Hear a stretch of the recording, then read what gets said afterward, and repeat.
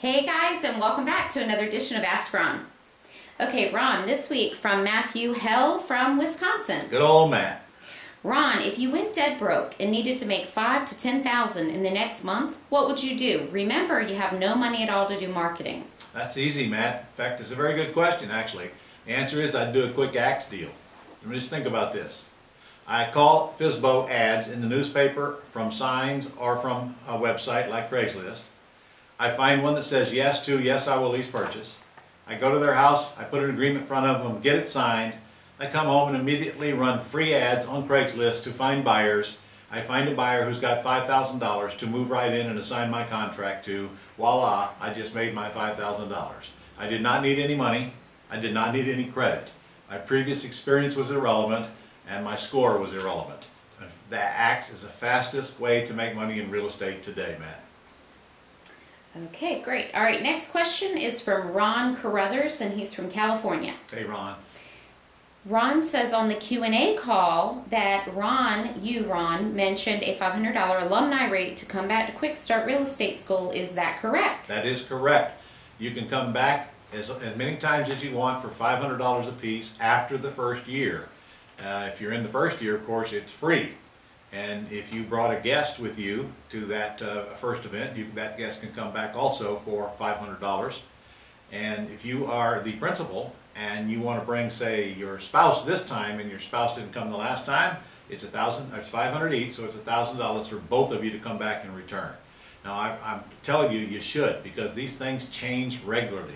In fact, all of you should make it a point to attend this event at least once a year, because that's how fast things are changing, and we change accordingly. And even if we didn't, every time we do these, we have different deals, different sheets, different questions, and they lead to different results, and you're going to learn a lot. In fact, there's no human being that can sit through a 4-day event and absorb everything, and even if you did, you may not use it immediately, whereas if you come back, it may be the time right for you to implement what you learned. I know I go to seminars as regularly as anybody watching these videos out there, and I've never been to one yet where I didn't pick up at least one good idea that was worth many, many, many times the cost of time and money to attend that seminar. And sometimes those ideas were worth $1 million or $2 or whatever. So yeah, make a plan to come back, and it's $500 per person after the first visit. The last time he attended Quick Start, Ron, was in 2004. 2004, you're still in the running. As long as you attended from 2003 forward, that rule still applies. Okay, great. All right, next is from Maxie Evans, and Maxie is from Illinois.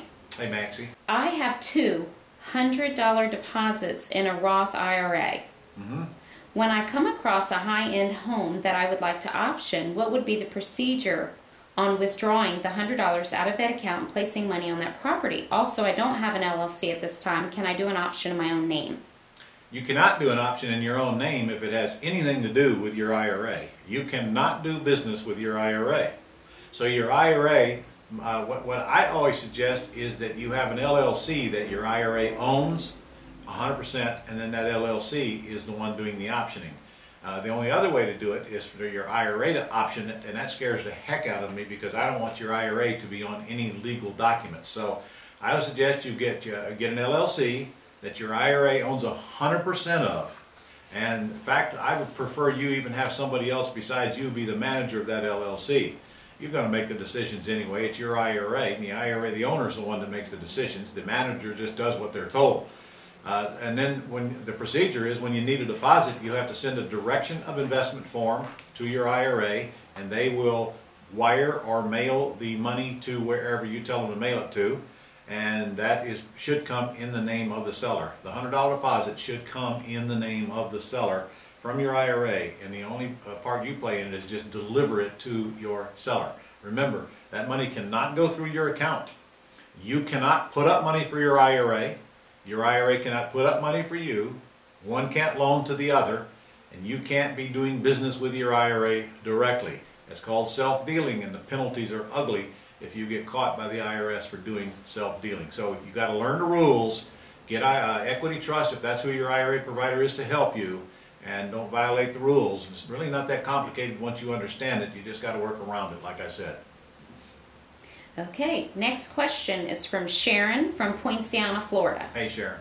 Seller signed a subject to contract on a 3-2 in Florida. The seller is considering bankruptcy, but I have concerns. The basic facts are the subject to property was used as a rental with a tenant from hell, and we finally obtained possession from the seller. Okay. The seller resides in her deceased sister's house, and that property may be foreclosed as there was no will and the mortgage has not been paid in over a year. The seller is considering bankruptcy and is concerned that she will be homeless. The question is, if the seller goes bankrupt, what impact will that have on the subject to deal? Good question. The answer is as follows. If the seller goes bankrupt and they name the mortgage holder, as they probably will, then you're going to have to go to the trustee and ask the trustee to release that property from the bankruptcy. And if the trustee can see, A, that the seller has deeded it to you already and that you are making payments on it, they will probably release it without a problem at all. Now, if the seller does not name that mortgage when they file bankruptcy, then it's a non-issue, because when their bankruptcy is final, it's irrelevant. That title will be cleared up anyway. But it is true, you cannot sell that property while that seller is in bankruptcy if you have a cash buyer to cash you out. If you have a cash buyer during that time, then that's great. Just go petition the trustee that you have a cash buyer, and that creditor will get paid back, and he'll release it from the bankruptcy. Because that's the whole purpose of the trustee, is to get the creditors paid. So when you come there with the money to pay the creditor, that's it. They will release it and it'll close. If during the time that the seller is going through the bankruptcy process, there is no cash coming to table to pay the loan off, then there's probably nothing that you need to do anyway.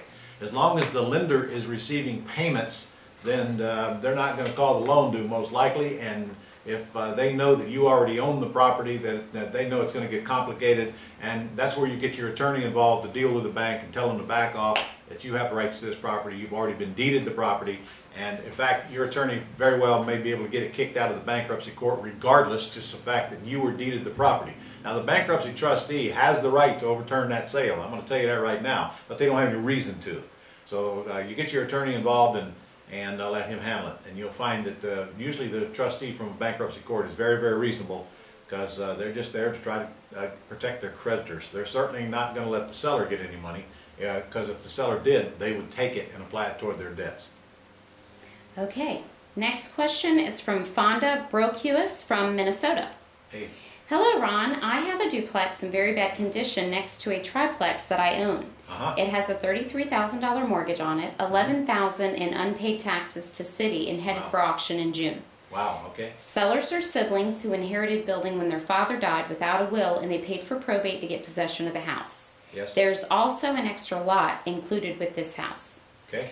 I've had it under option to purchase, could not get anyone interested from Minnesota REIA group to buy at it what was needed to pay off the mortgage and the taxes and then fix it. It needs at least $70,000 in repairs, pretty bad shape, and code violations. All right. An experienced investor said it was a teardown. My question, what if I get the deed signed over to me, pay the delinquent taxes, pay the siblings $10 grand for the vacant lot, and short the bank of the $33,000 mortgage? All right. Then I could either tear it down and build a fourplex or fix up the property, rent it out. Wow. Okay, well, this is a complicated one. First of all, there is no way you're going to pay off the taxes on the property, whether you get the deed or not, until you know for sure what's going to happen to all of the rest of the mortgages. The bank mortgage is easy. I would take that $33,000 loan and go offer them about $3,000 for it. Now, if they take that, then I'd pay them the $3,000. They'd satisfy the $33,000, and you still have the $11,000 owed for taxes. However, you don't even need to write a check for those taxes. You can write that check right up to the day before the auction if you want to. There's no rush on that. But you want to make sure your path is clear before you go throwing money at this property. If the bank would take the 3 for the 33, and I'm positive they will, then I'd write that check and get them to satisfy the mortgage, as long as you own the property. Don't forget, you got to own the property. Now, as far as the value and the repairs goes, it is extremely unlikely that that thing needs $70,000 worth of repairs if it's a duplex. That I can tell you, extremely unlikely. But what you didn't tell me in your question was, what is the ARV if it were repaired? So I can't really go any further with that until I knew that R. However, I can tell you that it's likely that you will not economically be able to tear down that property and build a fourplex and make sense out of it in today's marketplace when you can buy fourplexes for a fraction of what you can build them for.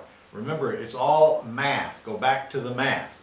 I absolutely would not pay $10,000 for that vacant lot. You did not tell me whether that was in the part of the taxes or not. At least I didn't hear it. So I don't know what to say on that, except that I would definitely not buy that vacant lot until I had all my other ducks in a row. And if I had to buy it, then I'd buy it, but only if I knew what my plan was. I tell you that building a fourplex right now, it is not a very good time to do it.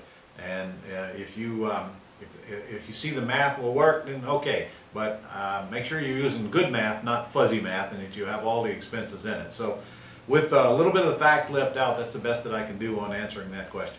Ron, near the very end here, she does say I would get possession of the 2 lots in the house for around $22,000 plus the cost of paying off the short. Yes, but I still don't know the ARV. Remember, always got to know the ARV. For us to try to process a deal without knowing the ARV is a worthless waste of energy. We're always in a cloud. We have to know what something is worth before we can figure out what we can pay for it. Okay, next question is from Adam Frederick. Okay, his question. Hello, Ron. I've been going through all of your ACTS videos and reading through all the legal documents you've posted under Control Without Ownership. I noticed that your primary strategy appears to be working mostly with FSBOs. However, I was wondering why you do not advocate owners who have a lease pendants filed against them. It seems to me that if they're in arrears on their mortgage payments and about to be foreclosed on, that they would be much more willing to enter into an ACTS type of agreement. What's his first name? Adam. Adam, you probably need to go back and listen to that course again one more time, man. Because here's the big problem with what you just said. People aren't going to get into foreclosure until they're many payments behind. We've seen them out there 1-2 years behind and they haven't even been filed on yet. That will immediately kill an ACTS deal. And secondly, I think you must be under the impression that we have some kind of a difficulty getting people to accept our ACTS offers. The truth is we can't handle them as fast as we can get our hands on them. Scott spends all of his time picking the low-hanging fruit. It's not a matter of finding ACTS deals. It's a matter of picking the ones that are going to make us the most money. So why would I want to go and have a whole bunch of payments behind and be several $1,000s in the hole before I tried to flip it into the marketplace? The long and the short of it is that all the money you get from your deposit, from your assignment fee, from your ACTS buyers would have to go toward making up the payments, and most of the time it won't even cover them all because properties are so far behind before they even foreclose on them today. So people in foreclosure are not candidates for ACTS. Okay, next from Hannah York from Georgia. Hey Hannah. Ron, should I set up an LLC solely for ACTS deals or an LLC for Control Without Ownership deals? Well, it's the same LLC, Hannah. You can do ACTS deals in the same LLC. You do sandwich lease options, if that's what you're referring to. There's no difference, except that your ACTS income is short-term income and your lease option income is long-term income, but it's actually very good to have some of each blended into that same LLC because some of your long-term gains that will occur on your sandwich leases will help offset the capital gains on the short-term money. Short-term right now is still 35% this year. Long-term gains, I believe, went up to 20% this year. Actually, that's only if you make above 400,000, I believe. So it's probably still 15 on short-term or long-term and 35 on short-term. So you pay half the taxes on the long-term. So it's kind of good to have some of the short-term offset by some of the long-term. Now, I'm sure that makes no sense to you, but play it back and maybe we'll a third time. Okay. All right. Heidi Simmons from Indiana. Wow, we're full of questions this week, aren't we? Yes. They had a lot of questions this week. Okay. When taking over the debt subject to on a property, what happens with the property tax? Typically, the property tax is in escrow along with the insurance. Yes, it is. I understand we take out a new landlord policy and have our insurance company contact the lender with the new policy. Yes. But what about the taxes? Taxes are escrow. They're either over or they're short. If they're over or short, you're going to inherit the overage or shortage along with the escrow account. And from then on, your payment covers the taxes and insurance. She says, since I would now own the house and the seller has the loan in his name, would the lender still pay the taxes? Of course, the lender's responsible for paying the taxes as long as the money's in escrow to make that payment with. Okay, great. All right, Ron, our last question. Good. From D. Coate from Massachusetts. Hey, D. I have an owner with a huge 2-family free and clear. It's a Victorian with lots of detail but needs a rehab into 2 condominiums. He will owner finance with a wrap. Can I then go to the bank and get funding as if I have skin in the game? I would rather have PM but haven't found any yet I can count on. D, I want you to get the biggest board you can find and smack yourself upside the head with it until blood runs down the side of your face for asking that question. You know better than that, man. I don't want you going to the bank to get a loan for any reason for a piece of real estate, whether it be to purchase or refi. So take the seller financing and forget the bank. There's no better financing than seller financing. You buy it in an LLC, you do not personally guarantee the debt. The LLC signs on the note, the LLC is liable for the note. Or you can do the same in a land trust, which is even better because the land trust only has 1 property in it and it's the only thing at risk. But forget the bank. If the seller will sell it to you with owner financing and you have a down payment that you can cover and stay in the deal and get back quickly with non-refundable option deposits, or even if you want to resell it with owner financing and get a bigger down payment than you paid out, that's the way to do it. If the seller wants more down than you can put down, then you got to get them down on the down payment. Or today, if they want more than you can put down, but less than what you think the market will pay you for somebody that's going to live in it, it's an axe deal. So let's say they needed $25,000 down on a $300,000 house. No problem. Go get the market to pay you $35,000 or $40,000 down and assign your contract to them. So as long as you got owner financing, you got a deal. Just don't screw it up, man. Make it work. But get banks out of your head. Okay, and with that, Ron, on that positive note, that's all we have. All right. I'll see you all next week, and I hope to see you all at the convention.